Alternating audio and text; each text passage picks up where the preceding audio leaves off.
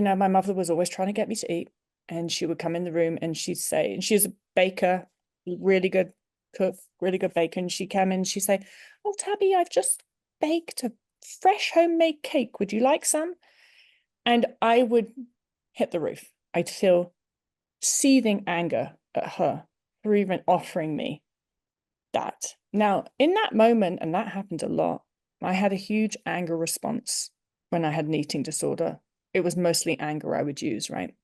And so that would happen a lot. And at that time, in that moment, I would just feel angry. And I would feel that my anger was justified, because that's what emotions do. They make you feel like the emotion is justified. And my brain would tell me that my mother was controlling and she's trying to control me, and blah, blah, blah, blah, blah. And that's why it was justified to feel angry at her.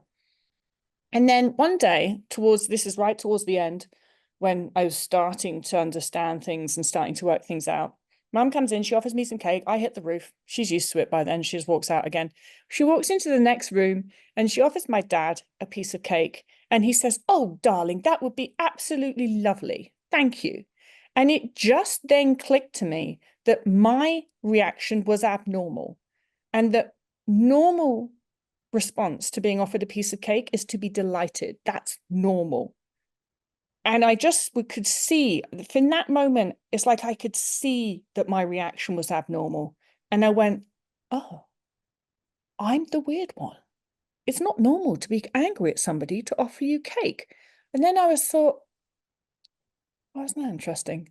I wonder why that is." And then that's when it clicked to me that I'm angry when I'm afraid. And then I was like, "I'm afraid of the cake." And the second I realized that, I was like, "Mom, I'll have some cake." It was just like, I was like, "I'm afraid of the cake. It's not about my mother being controlling. It's not, I'm just afraid of eating the goddamn cake." And so then I was able to look, and after I'd had that realization, every time that anger crept up when somebody offered me food, a part of my brain was able to just step outside that anger a second and go, "That's weird. You shouldn't be angry right now, should you?